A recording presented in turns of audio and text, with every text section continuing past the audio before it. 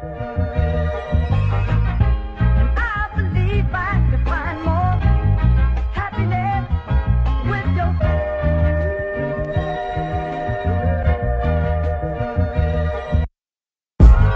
That's my girl. I'll be your friend at the very end.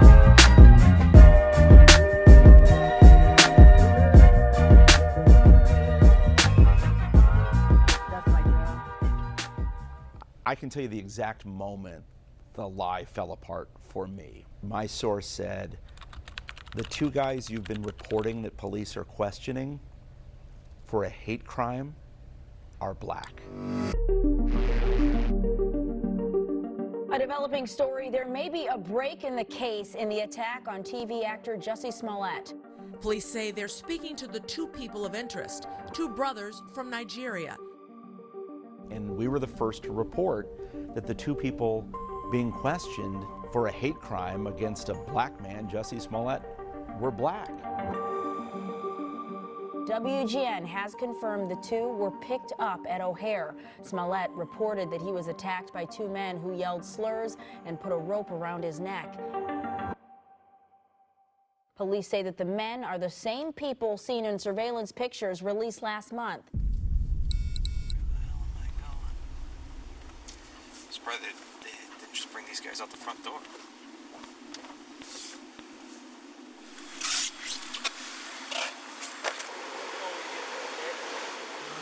Yes, sure, yes, all right.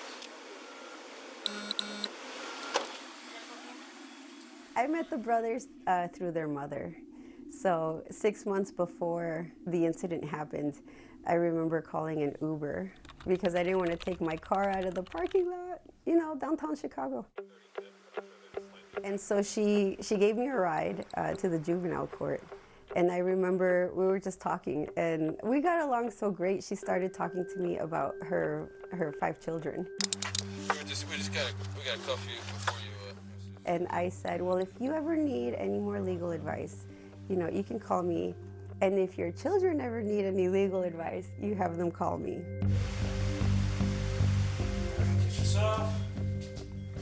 Sir, do you have any identification?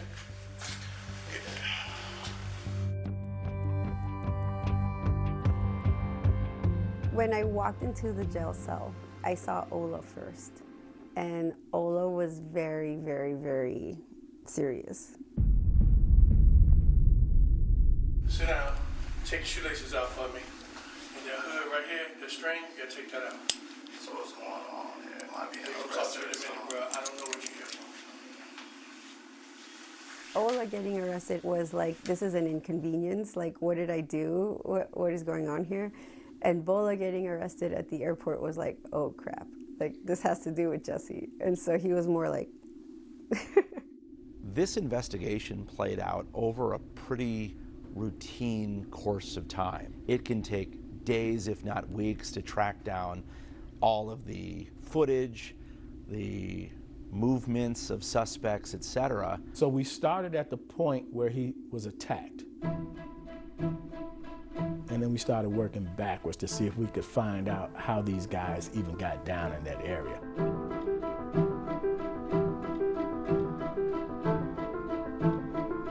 And that's how we found out the location of the vicinity of where they actually lived. Thank you, my friend. Thank you, okay? Once police pulled on that one thread, they were able to focus on the brothers' movements, their purchases, their communication. The video told a story, and that's how we were able to figure out where those guys live. Police executed a search warrant at their Northside apartment, but have not disclosed items or evidence was taken. WGN has obtained surveillance video of those two brothers buying items likely used in the alleged attack. Here in the Uptown neighborhood at a beauty supply shop, what you're seeing them purchase are a couple of balaclavas or ski masks, along with some gloves that they bought at this nondescript shop in Uptown. Well, these brothers are handsome men, but they're not exactly criminal masterminds. The Ascendero brothers have been talking to police and prosecutors at 26 and Cal, the Cook County Criminal Courthouse. We know they're there today. We know now where they were on Monday, January 28th, just hours before Jussie Smollett reported a hate crime in the street.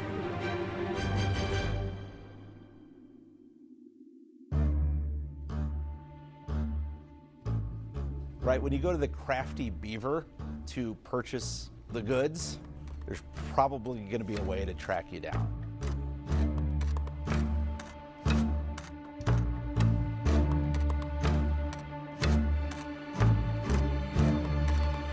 I'm amazed. I've heard about it, read about it, seen it on the news, but I never thought that I would actually be involved in what they was plotting and planning. Now that you know, what you're hearing, does some of what your encounter with them involved make sense a bit? It does. It does. To commit a crime, you would think necessary. You would want a mask like this to cover your face. You would want a red hat so you can pin it on somebody. So, yeah, it makes sense now. New developments, of course, continuing to come in this story. Fast and furious, lots of twists and turns in this. We'll stay on top of them. Much more to come. In a national TV interview, Jussie Smollett insists he is not lying and he wants his attackers arrested. What Jussie Smollett didn't know was that Chicago police had already identified the two brothers. And the two brothers weren't cooperating with police. They were waiting for Jussie to really clear the record.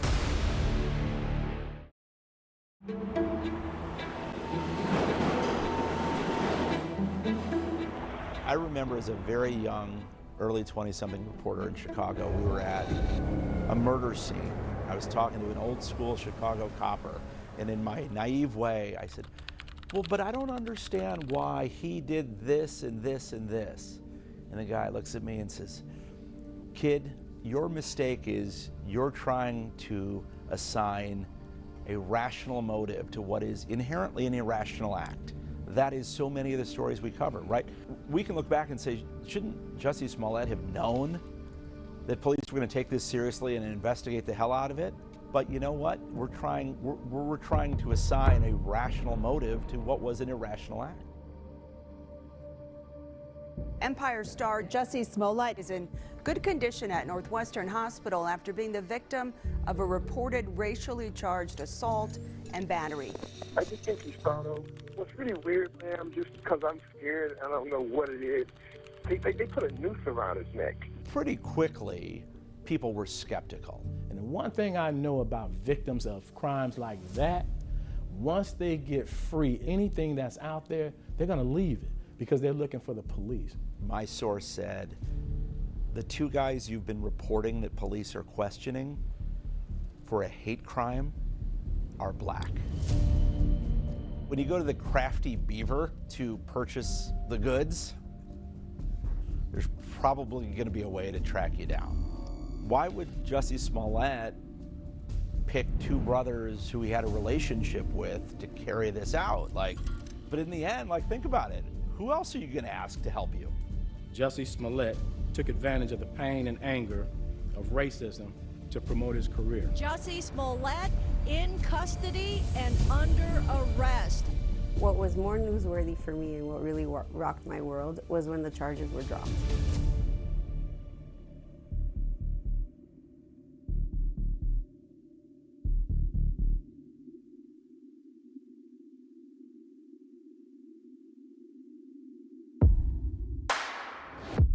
Taking a photo with a fan surrounded by his entourage, Empire actor Jussie Smollett walked out of the Layton Criminal Courthouse this afternoon a free man.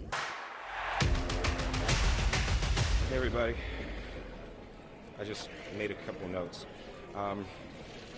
First of all, I want to thank my family, my friends, the incredible people of Chicago and all over the country and the world who have prayed for me, who have supported me, who've shown me so much love. I want you to know that not for a moment was it in vain. No doubt, 110%. I know for a fact we got this right. I would have never had a press conference and had that guy charged if I wasn't 100% sure. I've been truthful and consistent on every single level since day one. I would not be my mother's son if I was capable of one drop of what I've been accused of. You know, you don't make statements like that. You don't bring your mother, invoke her name into something like that, especially when you are 100% guilty of what we're saying you are. This has been an incredibly difficult time, honestly one of the worst of my entire life. But I am a man of faith, and I'm a man that has knowledge of my history, and I would not bring my family, our lives, or the movement through a fire like this. I just wouldn't. He literally walked out of that courtroom, walked in front of the TV cameras in the lobby and said, I'm innocent. I'm the victim here. And boy, did that took things to the next level. This is a whitewash of justice. A grand jury could not have been clearer. It is not on the level from beginning to end, and there needs to be a level of accountability throughout the system, and this sends an unambiguous message that there is no accountability, and that is wrong. He said he was attacked by MAGA country. Did you ever hear that one? MAGA.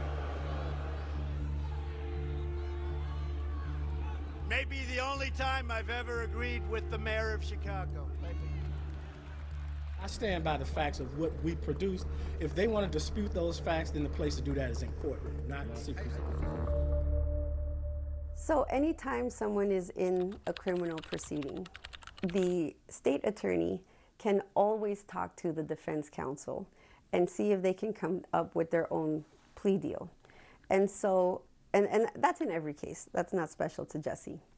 What's special to Jussie is that he got a deal that no one similarly situated would have ever gotten.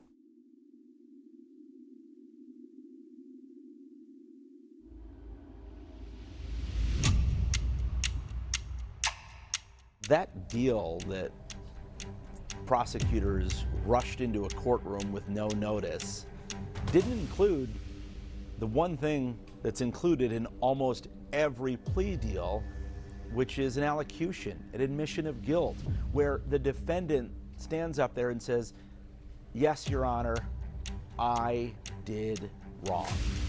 His criminal background, his lack of criminal background, that he didn't have any felony background or violent felony background, based on all those facts and circumstances, we felt that this was a just outcome in the case. It was a minor charge. It was a disorderly conduct charge. Good afternoon. He had to do community service that he had already done at Jesse Jackson's Rainbow Push Coalition. Like, you know, it was nothing. That is a sweetheart deal that has absolutely no precedent in Cook County.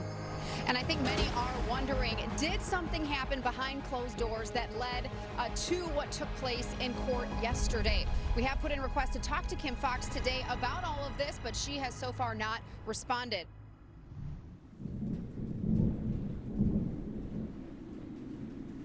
When I say this was the perfect storm, I'm including Kim Foxx, the prosecutor, because she had been under fire ever since she took office for being a progressive politician who went soft on crime. The issue of criminal justice and criminal justice reform is one of the biggest civil rights issues of our day. I think you have to have radical ideas and radical diversity. Always go into a room and ask who's not here. Who do we miss?